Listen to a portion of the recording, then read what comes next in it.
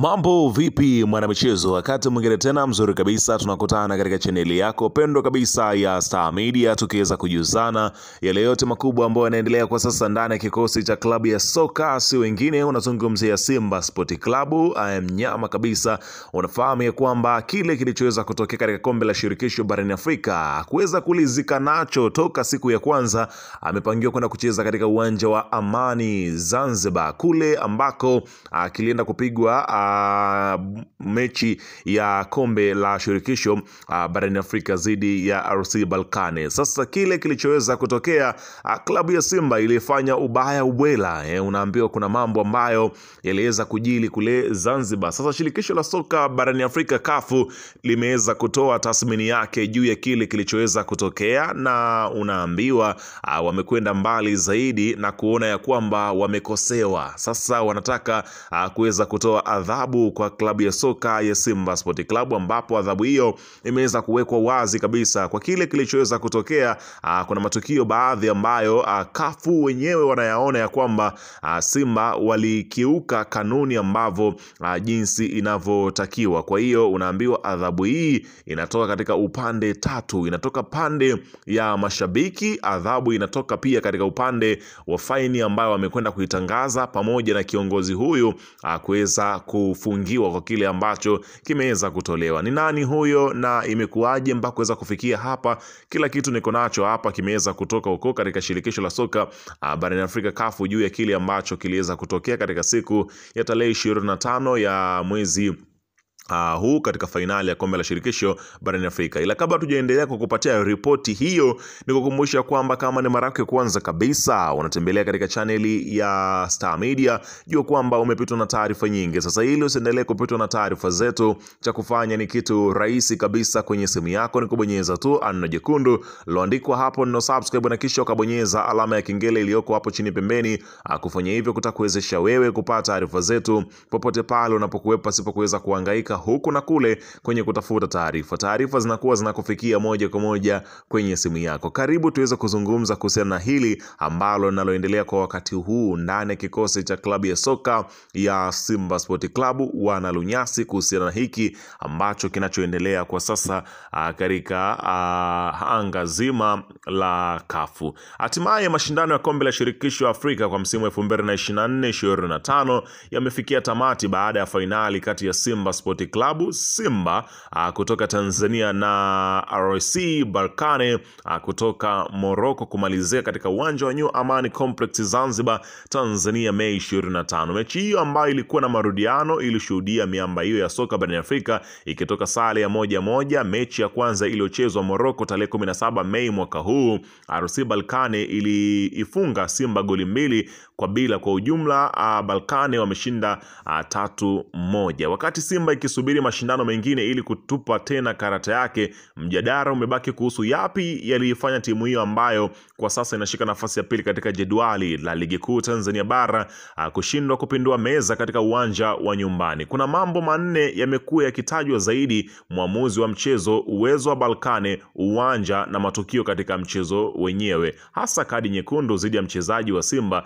Katika haya yote, lipi lenye uzito ambalo lilichangia pakubwa Simba kupoteza mchezo huo? Maamuzi ya mwamuzi. Hili ni jambo la kwanza kabisa ambalo limeweza kuwafanya watu waweze kumnyoshia kidole mwamuzi. Kumbuka huyu mwamuzi anatoka Mauritania, kule kaskazini mwa Afrika, ambako ndio anakotoka. Hapa nazungumzia klabu ya RC Berkane nchini Morocco. Ni majirani kabisa, ambapo hofu ya Simba ilikuwa kwa mwamuzi huyu, wakisahau ya kwamba huyu mwamuzi ana historia mbaya na klabu za Tanzania, hususan alipokutana na Young Africans katika mchezo wa robo finali ya kombe la shirikisho kombe la klabu bingwa barani Afrika kumlazi, ambako alikutana dhidi ya Mamelodi Sundowns. Unafahamu goli la Aziz Ki lilivyotokea. Sasa mwamuzi mkuu wa mchezo alikuwa ni Dahane Beida kutoka kaskazini magharibi mwa Afrika katika nchi ya Mauritania. Si mashabiki pekee wa Simba waliomwelekezea kidole mwamuzi, pia wachezaji wa Simba wameonyeshwa kutoridhishwa na maamuzi yake. Kila mtu ameshuhudia kilichotokea katika mchezo huo mwamuzi ametuumiza sana. Kadi nyekundu aliyoitoa imetufanya kuwa nyuma. Tulikuwa tayari tumeikamata mechi na tulikuwa na uwezo wa kusawazisha na kupata goli la ushindi, alisema nahodha wa Simba Mohamed Hussein baada ya mchezo kuisha. Kutoridhika na maamuzi ya mwamuzi kulidhihirika pia katika benchi la ufundi la Simba. Kocha na wasaidizi wake walionekana mara kwa mara kuinuka kwa ghadhabu na kukosoa maamuzi yakiwemo yaliyohusisha faulo. Hilo likafanya kocha mkuu wa Simba Fadlu Davis kupewa kadi ya njano na kocha msaidizi kupewa kadi nyekundu. Licha ya hayo yote, ikiwa hakuna malalamiko rasmi kutoka Simba kwenda shirikisho la soka barani Afrika CAF juu ya mwamuzi, basi kinachoendelea kusema kitabaki kuwa ni maoni tu ya wanasimba na maamuzi yote ya mwamuzi yatabaki kuwa halali. Ili kuthibitisha mwamuzi kafanya makosa katika maamuzi yake na yameathiri Simba kutopata ushindi, hilo linapaswa kuthibitishwa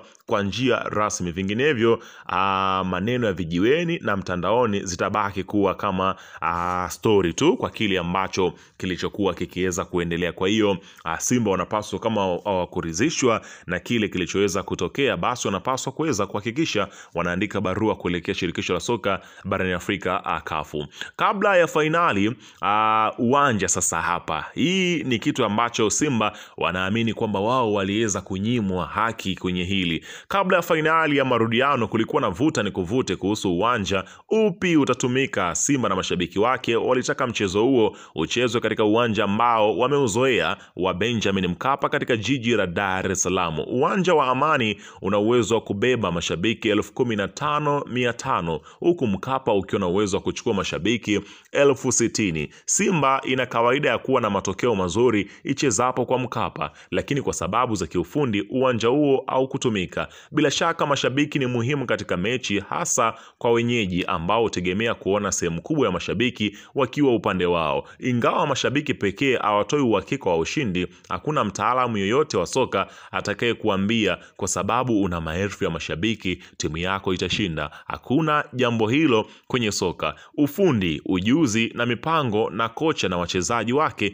ndio maana makuu yanatoka matokeo mazuri au mabaya kwa timu. Mashabiki ubaki kuwa wahamasishaji na watia moyo, lakini sio wao wanaotikisa nyavu za timu pinzani. Hata hivyo Simba walikuwa nyumbani, sehemu kubwa ya mashabiki walikuwa Amani, walikuwa ni upande wa timu hiyo. Mkapa ni pazuri zaidi kupata ushindi, lakini uwanja hauwezi kuwa ndio sababu kuu ya wao kukosa ushindi. Unaona bana, kwa kile ambacho kilichoweza kuonekana. Lakini katika upande wa kadi nyekundu dhidi ya kiungo mkabaji wa Simba Yusuf Kagoma katika dakika 53, kwa hakika ndio jambo hasa la kutizama. Hakuna usawa mnapocheza wachezaji 11 dhidi ya 10, hasa ukizingatia kuwa kadi yenyewe ilitoka wakati dakika za mwanzo za kipindi cha pili. Hii ni kadi ambayo ilivuruga mpangilio wa Simba na kuipunguza nguvu timu hiyo. Bila shaka imechangia kwa kiasi kikubwa Simba kushindwa kuongeza bao la pili, na wakati huo bao la